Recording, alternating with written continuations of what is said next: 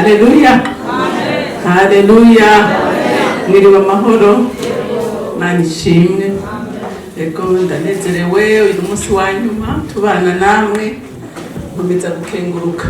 Nkengurukira Imana, nkengurukira uburongozi bwanyize kugira ngo mbere akantu Imana muri ino shengero. Ndubashe data. Ndanezerewe kubw'abakozi b'Imana turiko turakorana umurimo Imana ibahezagire. Ndashimira abamama twazananye data twese abahezagire. Kuko babivuze umugabane donka mu bwami turawusangira. Amen. Mana databwira byose uri mu ijuru, Mana yera, Mana nziza, ndaguhaye icubahiro n'ishimwe bikubereye kuko uri Imana idatoranya ku butoni, ukoresha abato, ukoresha abakomeye, ukoresha aboroshe, mwami wanje ntawe udakoresha. Rero jewe mu nkomezi zanje no mu bwenge bwanje ntaco mfise nogaburira ubwoko bw'Imana, ariko mpemuyera ndakuraritse rekata yabasayi kotere bonetaye mpemuyera ngwino ugenda ngende hano, ngwino ukoreshe ndi hano nk'utuyo ucamo kugira ngo ugaburire ubwoko bwawe, ngwino dusanga ahantu uganirize imitima y'abapapa n'abamama bari hano kugira ngo bakire ico bateguye uyu munsi kubwabo. Inzara turayifise, inyota turayifise, wenda ushobora guhaza abana bawe. Urakoze kubyumvise kandi ko wemeye kubikora, icubahiro n'ishimwe bibi byawe n'izina rya Kristo Yesu. Amen. Abantu batari hano twaraganiriye ku mugore aroranye, turaba ibintu biranga umugore aroranye. Nta mugore ashobora kurorana, ndagisubiyemo, nta mugore ashobora kurorana muri iyi si yuzuye mu ibyaha, yuzuye mu ibyago, yuzuye mu intambara. Satani ariko akora mu buryo butebwoba, atari umunyamasengesho. Ico narakibonye, ico nogishingira intahe, kuko ntushobora kurorana utari umugore asenga. Nani dutabare. Umugore arabanye n'umugore aca bugufi, aca bugufi, umugore yubaha, umugore yitonda, umugore adahubuka. Uwo mugore n'umugore aroranye. Umugore aroranye n'umugore w'ubwenge, kuko ijambo ry'Imana riravuga ngo twaganiriye no ku munsi w'ejo, umugore afise ubwenge niwe yubaka urugo, amenya guhitamo, akamenya icyo akwiye gukora n'icyo adakwiye gukora. Rero hari umuntu ava yanga ibintu akabivanga akabigira nk'ubuyi, ariko umugore w'ubwenge amenya kuvuga ngo mbega ni igiki nokora kugira ngo urugo rwanje rumere neza, ni igiki nokora kugira ngo ndere abana banje, ni igiki nokora kugira ngo mbe umugisha w'abandi. Haleluya. Umugore akwiye kuba umunyamugisha. Haleluya. Twarabonye ko umugore n'umuntu, ijambo ry'Imana ngaho mu migani ryaravuze ngo uyu mugore ngo avyuka kare, ngo niyije kurya byoba kure abisangayo. N'umugore azi gukora, si umugore gumateza amaboko. Mbega murazi ko hari abagore bari batuma n'abagabo babo bashaka umwanya wose zana wicaye. Hari n'aho ajya mu kazi akagaruka asanga ukeneye igikwembe mu mabere utaranasaza. Ariko umugore w'ubwenge amenya kugira iki, amenya gukora, amenya gutunganya ibintu neza, amenya kuroranya ibintu mu rugo rwiwe. Haleluya. Haleluya. Rero ibintu biraba umugore ni byinshi cyane. N'abagabo batari ngaha twarabavuze ko gatoyi ku munsi w'ejo, umugabo arafise icamagwa gukora kugira ngo urugo rugende neza, kugira n'uyo mugore ashobore kuraranya ibintu. Erega hari umuntu akubuza kuroranya akakunanitsa, ariko ntube igitsitaza gituma ibintu bitarorana, kuko ni washika imbere y'Imana uzobibazwa. Haleluya. Rero ni byinshi twaravuze ko agendura ingeso zabo mu rugo rwiwe, afise umutima wagutse ukwigwamwo abandi. Serugo yavuze ikintu gikomeye.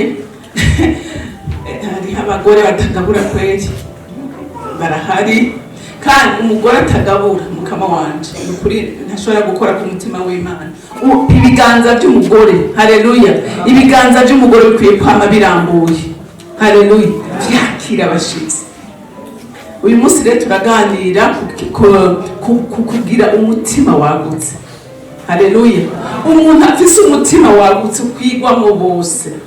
Hari abagore mukama wanje atemere ko ari n'umuntu wo mu rugo wabona umugabo ashobora kwinjira mu nzu yiwe acasara noneho agashira impuzu ku mutwe. Ariko umugisha ni urugo rwagutse wakira abantu bose. Kandi nasanze haga mu mutima ntihaga inzu, haga mu mutima ntihaga inzu. Kandi hariho umugani mu Kirundi baca urusato rw'imbaragasa ngo rwisara bivuga batanu. Urusato bisigura ngo ahantu hari urukundo byose birashoboka. Aleluya. Reka rero turabe umudamu yitwa umushunemukazi. Umugore w'umushunemukazi yabaye umugore adasanzwe, kandi umugore afise umutima wagutse ahembwa neza. Haleluya. Umuntu afise umutima wagutse arahenzagirwa n'abantu. Umuntu afise umutima wagutse umva agirirwa neza. Haleluya. Ariko umuntu afise umutima mubi baramuvuma. Kandi hari umugani baca ngo kuvuma kenshi ugateba ugatota, sivyo? Ariko umuntu afise umutima wagutse kwigwamwe abandi arahezagirwa, arakundwa, arubahwa. Haleluya. Arubahwa kuko nawe akora ibyo kwiyubahisha. Reka rero dusome mu Bami ba kabiri, turasoma igice ca 4 duhere ku murongo w'8 dushikane ku murongo w'10. Ibyo umugore w'Ishenemu n'umwana wiwe. Umunsi umwe Elisa aja i Shenemu, kandi hari umugore w'umushunemukazi amugobera ngo amuzimane, maze uhereye ico gihe yaciye aho yamajayo akamuzimana. Bukeye nyamugore abarira umugabo wiwe ati, ndabona uwo muntu ko ari uwera kandi n'umuntu w'Imana.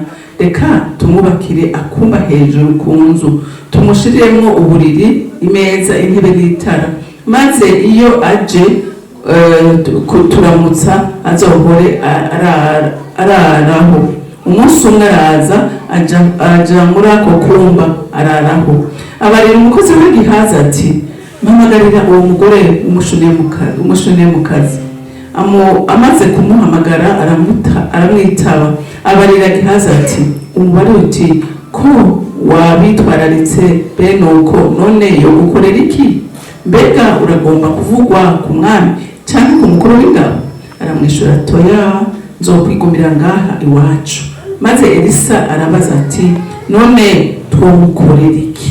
Gihaza aramwishura ati, erega nta mwana agira, kandi umugabo wiwe arashaje. Aramubwira ati, muhamagare. Amaze kumuhamagara araza ahagarara mu rwinjiriro rw'umuryango. Elisa aramubarira ati, umwaka ugeze aho ugeze uzoba ukikiye umwana w'umuhungu. Nawe aramwishura ati, sigaho nyabuna muntu w'Imana, reka kumpenda, jewe umusavyi wawe.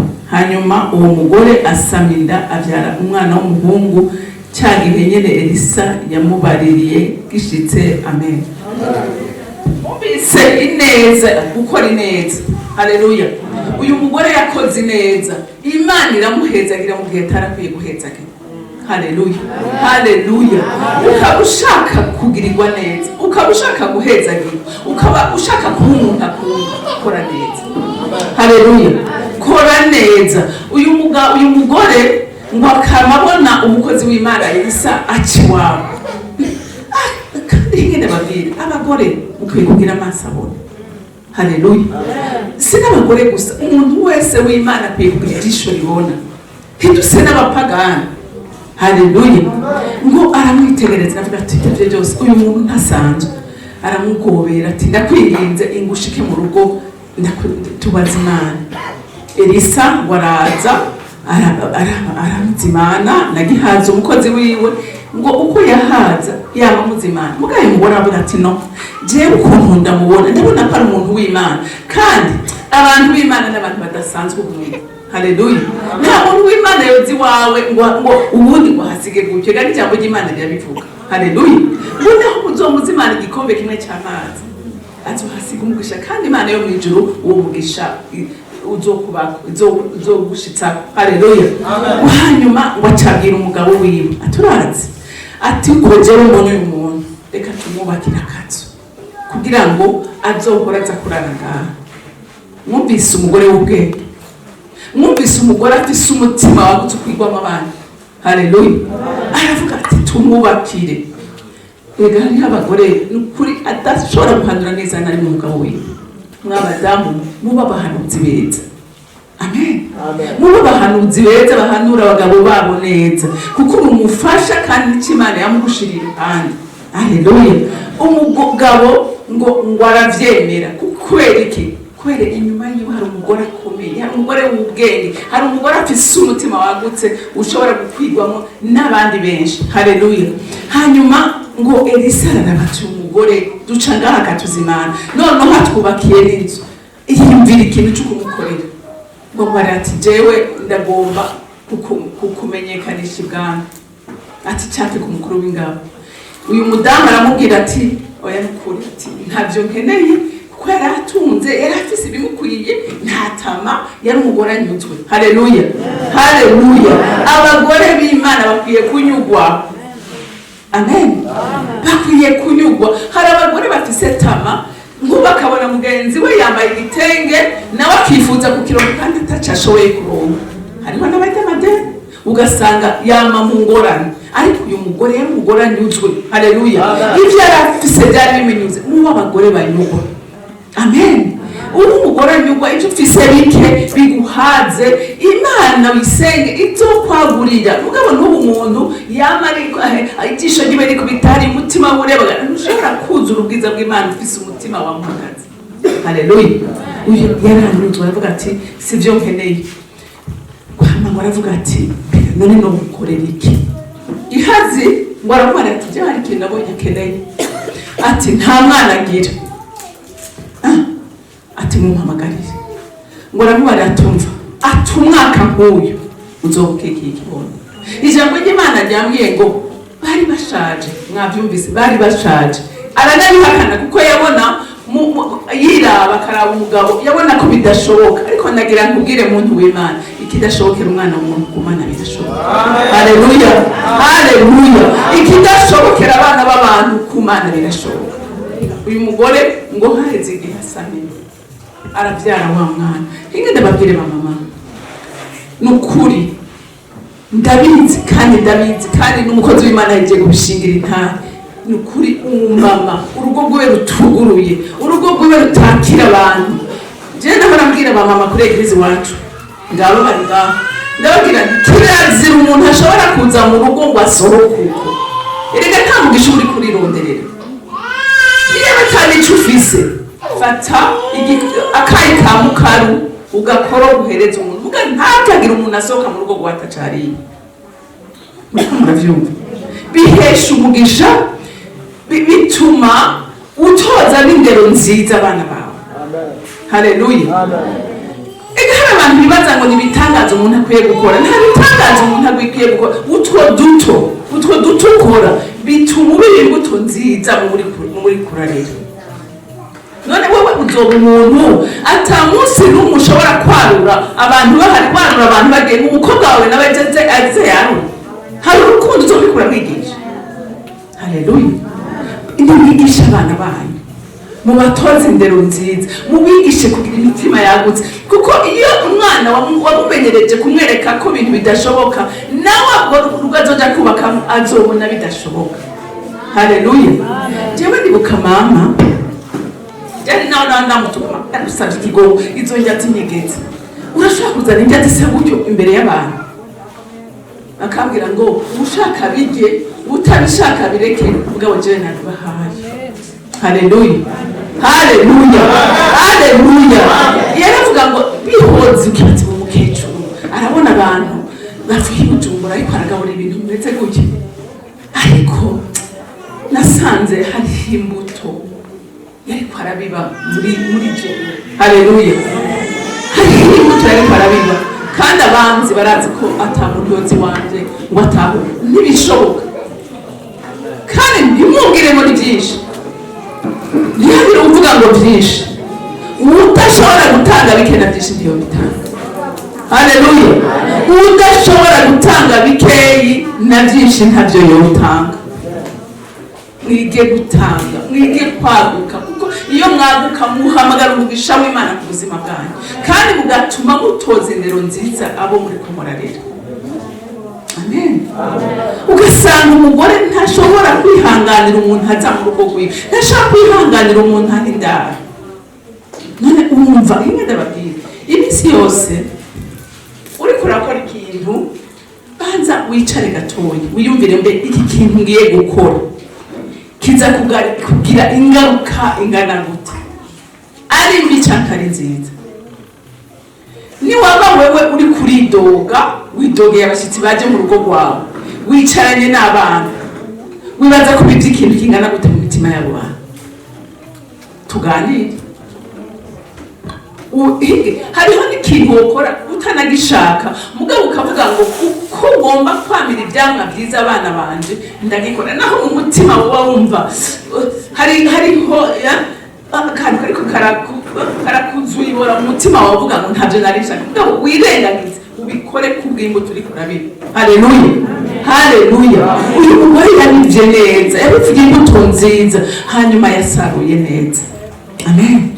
Asarura ikibondo, Imana iramuhezagira kubera umutima wagutse ukwigwamo abantu. Ukaba ushaka guhezagira, ukaba ushaka kugirirwa neza, girira neza abantu. Haleluya, haleluya. Umuntu afise umutima wagutse arakundwa. Hinge ndababwire, hari inkuru nigeze kumva ngo yari umunyeshuri iwabo bari bakenya, hanyuma abura minervare baramwirukana. Mwakaba umumama aringinga diregiteri ati nukuri uyu mwana mureke araciye ubwenge, mureke yige, ati ntawe uzi icyo azovamo, ati ntibikunda nataha. Uwo mugore acaja kumuronderera irindi shure rizimbutse, aravuga ati jewe nzokurihira. Yari umuprofeseri aho hantu, aramurihira. Amurihiye umwana ariga ngira fizi ko yoba ntibarivuga neza ko yoba bamuhaye buruse kubera yari aciye ubwenge, mugabo nibaze ko bayimuhaye kuko yaragiye kwiga hanze aratera imbere. Hanyuma aja gukorana muri Mozambique, yagize iby'ubuganga. Hanyuma ngo umwana w'uyo mama aja muri Mozambique muri mission, agiyeyo aragwara, ari muri mission kandi agwara nabi cyane. Hanyuma ngo aja kwivuza mu bitaro uyo mugabo yakoramo, mba ntibari bazinanye. Hanyuma ngo abamwakiriye ngo baca baramubwira ati ngaha hari umurundi niwe atwara ibi bitaro, ati mushobora kuvugana? Aravuga ati ego genda umusabire umubonano. Hama baragenda baramusabira, hanyuma ngo batangura kuganira uvahe bidodorana. Aramubarira ati shati jewe hari umumama nzi yabaho aho idonke ntara yiwabo, yarangira ati ni mama wanje. Ati ni mama wawe? Ati ciza yankoreye. Amubwira amakuru ya mama we, amubwira atumviriza amahera yose nije nzoyari. Mwabyumvise mwabadamu? Aravuga ati amahera yose y'ibitaro nije nzoyari. Anavuye mu bitaro yaciye ajiwe aramwakira gukuri ukaramu amaraho iminsi. Rero mbe ndababwira ntimutubiba muntu w'Imana n'ukuri nzokwijana bishobora. Nta muntu yakoze neza Imana itakizagira. Ibi no bishingira intara. Hinga nkubwire ushobora kutabisarura ko wewe mugabo uvyaro rwawe ukabisarura. Haleluya. Mwige gukora neza, ukuri kikiza cyaheze. Muriko muravyumva? Jewe narakivuza narafa pasi. Jewe narabwiye abahungu, mwabahungu imbere gufianza muze mugende mubanze muraba uwo mukobwa iwabo ngene hameze, murabe nyina ko kugaburira atarakuza nakakugaburira cyo cyosubira. Yes, utoce wigira kuko nurugo rubi, urugo rwiza urujyamo. Mwarabonye umuntu mwasangiye mwankana, nukuri umuntu mwasangiye murakundana. Twarabonye Esther kugira ngo aronke ibyo agomba ku mwami, ku mugabo wiwe yabanje kumugaburira. Rero gabura ndazi hinge ndababwira. Murabona ujya mu mama, murabona uyu mama uyu yambaye uyu ufunze igitenge. Hari bavuga ati kugira ngo ukore neza nuko ufise uburyo, nuko byose byuzuye. Rega gukora neza ntibisaba amafaranga. Oya, ushobora uyu mama nta muntu agwara ngo amwiyambaze ngo areke kumutabara, nta muntu avyara amwiyambaze ngo areke kumwaramira, nta muntu yaba akeneye gusengerwa ngo amwiyambaze yange, ariko arabiba. Haleluya. Nk'ubu uye twomuha ngo ushinga intahe, twamubwira ngo haguruka ushinga intahe, yobabwira ingaruka amaze kubona gukora ibikorwa byiza. Haleluya, haleluya. Yobabwira ingaruka y'ibikorwa byiza amaze gukorera abantu. Reka kuba abantu bikunda. Umumama aroranye ntiyikunda, umumama aroranye akunda abandi, umumama aroranye anezerwa n'ivy'abandi, umumama aroranye ababazwa n'ivy'abandi. Ni bangahe bamama banezerwa nuko abandi bamerewe nabi? Ntushobora kurorana uba unezerwa n'amakuba y'abandi, ariko umugore aroranye anezeranwa n'abanezerewe. Niwakora neza umwana wawe hazoshika aho azohasanga umugisha. Haleluya. Kuko wamuciye inzira nziza. Umugore aroranye amenya kwiyumvira iki ngira nkore. Niba ushaka no gukora ikibi wiyumvire, mbega iki kibi ngira nkore kizogira ingaruka ingana gute ku buzima bwanjye no ku buzima bw'abandi. Uko ikibi ukora kirakurikirana. Haleluya. Ikibi ukora kiramera kikagera kure. Haleluya.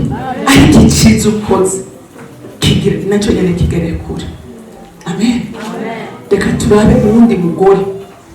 Hinga ndababwire, jewe Bibiliya ndayisoma mugabo ngomba kwishira mu buzima. Amen. Bibiliya tukwiye kwishira mu buzima. Ibi dusoma n'igishinga natwe turagomba kuba nkabo. Haleluya. Naho biritazokwandika mbwa hari ibindi bitabo bishobora kwandikwa mu mitima y'abantu, bakavuga ngo ahantu haraciye umugore, ahantu haraciye umugabo, ahantu haraciye umuvyeyi. Haleluya. Ahekera bose, haraciye umuvyeyi afise ibiganza byakira bose. Haleluya. Bibiliya zacu zirashobora kwandikwa. Amen. Reka turabe umugore yitwa Lusi turamusoma igice cya kabiri, turasoma umurongo wa 15 n'uwa 18. Igice cya kabiri Lusi. Ntawamfasha gusoma Lusi igice cya kabiri, dusome umurongo wa 15 n'umurongo wa 18. Ntawe urahashika?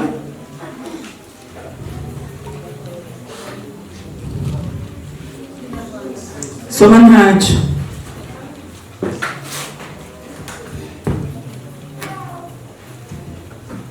Lusi kabiri umurongo wa 5.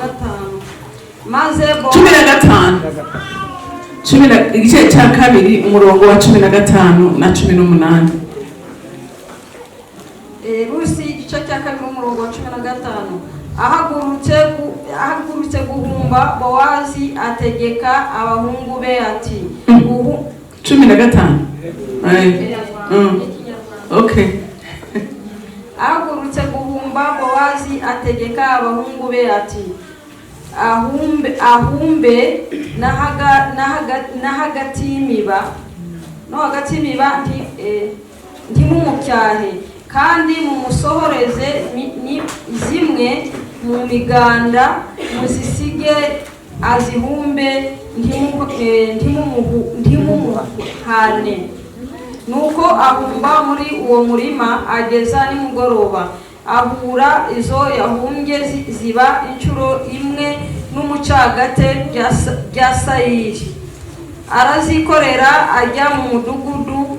Nyirabukwe abona izo yahumbye, kandi akura mu gikondorero ibyo yashigaje arabimuha. Haleluya. Amakuru y'umudamu ngira murayanze. Haleluya.